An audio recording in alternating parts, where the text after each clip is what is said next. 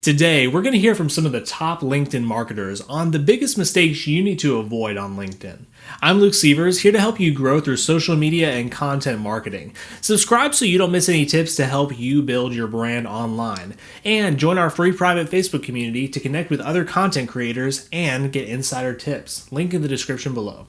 Recently, I approached several of my LinkedIn connections who I have a lot of respect for, and I just asked each one of them, what is some of the biggest mistakes you see people making on LinkedIn today? And many of them also responded with some of the mistakes that they made when they first started out on this platform. I want to share these answers with you today so you can avoid these common pitfalls. The first person we'll hear from is Cardona, who owns a personal branding agency specializing in video and podcasting. Be sure and connect with him on LinkedIn, as well as all the other incredible people we're about to hear from. You'll find links to their profiles in the notes below. The top mistake I made when I started out on LinkedIn was thinking it was only a job-seeking platform where I made myself presentable to potential hiring managers or recruiters, and then I would magically get scooped up and picked up for a dream job of some sort. Well, that is actually totally and completely not what happened whatsoever. Don't look at LinkedIn as a single-use platform. There are very, very numerous ways you can leverage the platform for job seeking, job searching, job hiring, content creation, personal branding, company branding, all of it. Next is my friend Robb Gilbear. He's the founder of Growth Habit, helping purpose-driven coaches launch and scale their businesses. Let's hear from Robb on mistake number 2. The other big mistake I see people making is having no intentional strategy with their LinkedIn approach. They're just posting, sharing, commenting, whatever comes to mind. If you are hoping to connect with potential clients on LinkedIn and you don't have an intentional strategy, you're missing out on a huge component. You're missing out on so much. If you're doing things intentionally, you can start getting inbound leads consistently. It's really cool. What Robb said is absolutely crucial. And if you don't yet have a strategy on LinkedIn, we have several other videos on this channel that can help you out with this. Our next guest shares one of the most crucial components to your LinkedIn strategy. Let's hear mistake number 3 from Deenita Pattni, owner of the LinkedIn Lab. The biggest mistake was actually getting my profile, which I believe now is the backbone of your LinkedIn marketing activity, getting that all wrong. Because literally my LinkedIn profile looked like a CV. And the truth was that it didn't really connect with my ideal target market. So it's so important that your LinkedIn profile markets itself to your target market and connects with not only who your target market is, but also the way they think. So that was really important, was to have a marketable profile rather than one that just looked like a CV. Really appreciate those insights, Dee. Next, with over 50,000 followers on LinkedIn and helping recruiters to generate leads through content marketing, Lalgee shares another big mistake, which actually happens to be one of the biggest mistakes I made when I first got on LinkedIn. So the biggest mistake that I made on LinkedIn when I joined was that I didn't engage with enough people. So I wasn't commenting enough on other people's posts. I wasn't really treating LinkedIn like there were people on the other side of those profiles. I was treating it like a quick way to get sales, a quick way to make connections, a quick way to recruit people. And I'd say that's probably the biggest mistake that I see other people. Outside of not posting consistently, because there's a lot of organic reach, I don't see people engaging enough with other people's content. Robb Gilbear was able to chime in as well and co-sign on this point. It is called social media, not broadcast media. And not just that, the community that exists on LinkedIn, especially amongst those who are creating and posting regularly, is incredibly supportive. You can see comments as content. I've actually gotten clients who found me from commenting on other people's posts. The first time it happened, it blew my mind. Sometimes I say to people, imagine that your page is a storefront on a downtown strip. And think of the difference if you and your storefront ignored everyone else, didn't engage with the neighbors, didn't get to know the person who owned the business across the street, didn't engage in anything. Or you and your business speak to your neighbors, build relationships with people who own the coffee shop down the way, become a part of the BIA, congratulate and support others when they have some success and they have some wins. Night and day difference to your experience, and it is no different on LinkedIn. To me, engagement is how you really start to build community. Take it a step further, engage with them online, and then take those conversations offline, and then you start building a powerful network. To me, LinkedIn is a 24/7 networking event. And the better you are at creating a connection online through engagement, taking it to the DMs, and then taking it offline, the better you feel about the platform and overall networking.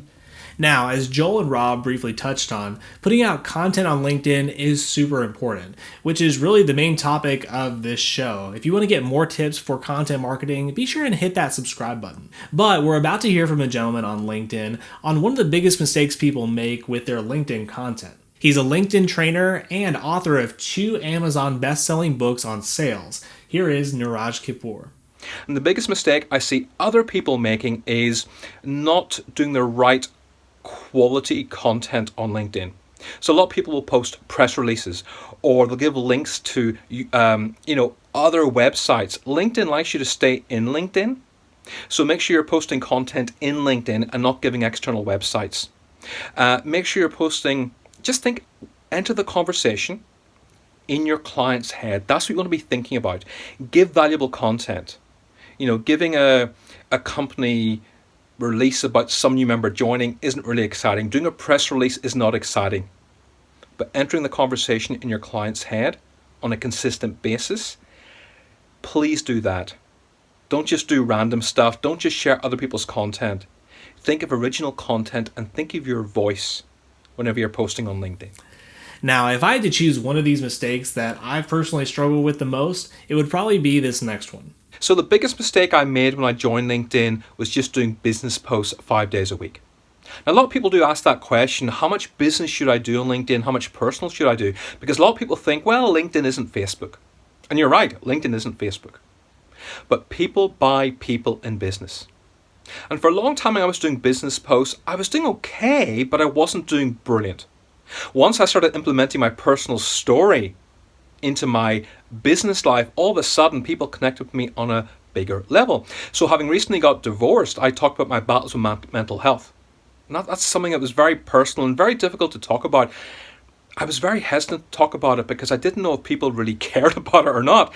But the reaction was overwhelming, not just in terms of the number of people who connected with me, but people who were thinking of doing business with me saw me on a different level and contacted me saying, my God, I had no idea you went through that. And then a month later, I talked with my daughter who had gone to university and is now going off to Australia for 5 months. She was the only family I had left in England. And all of a sudden, she's leaving home. And so many parents connected with that. And again, they connected with me on a different level. So always do, most of your posts should be business, but always do one personal story a week. People will connect with you on a different level. Think how much work has evolved. The days that you show up somewhere and it's like a factory and you punch in and you punch out and you're treated like a number, they are in the past. They are changing, they are eroding. The best companies, the most productive, the most creative, the most innovative places are creating environments where people can show up as their full selves. So the platform, which is the work business platform, of course it is evolving. And if you are a business owner, if you are an entrepreneur, realize that people buy from people. They don't buy from corporations. They don't buy from logos. They need to and they want to get to know you. So it's important that you share a bit of yourself and share some of your story. Niraj and Rob are absolutely right. On social media, people connect with other people, not these faceless companies. And a way that you can make that connection on an even deeper level is through authenticity and vulnerability. This is something that I'm personally working on incorporating more into my content strategy. The biggest mistake people make on LinkedIn right now is the fact that they expect results if they have some sort of strategy or goal. They expect results almost instantaneously.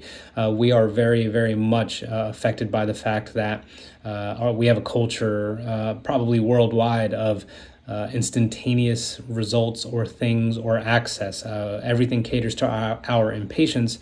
So when people post, once a week or once in a while, and they're not getting results that they think, or they're not getting leads, or they're not getting engagement, or whatever it may be, it is simply an exercise of patience and you kind of a self-audit period. Are you really putting that much time and effort into it? So the biggest thing I would say as far as that is, number one, you need patience, and number two, you actually need to put in the work on social media. The more time you spend on the platform, the more familiar you'll become with it, and the more you'll be noticed.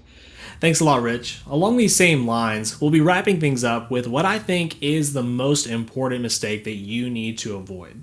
The biggest mistake that I see so many people making, including clients I've worked with and prospects, but I see a lot on the platform, is consistency.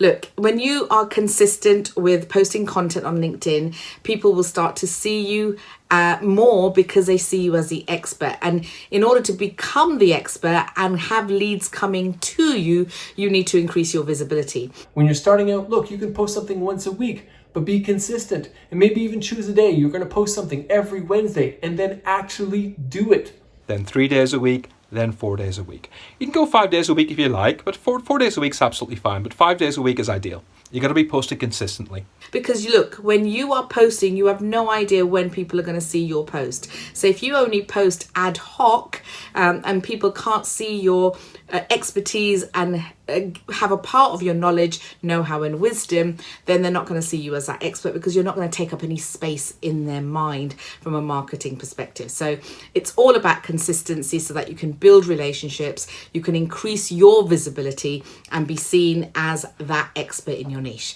And that's the biggest mistake that I see people making.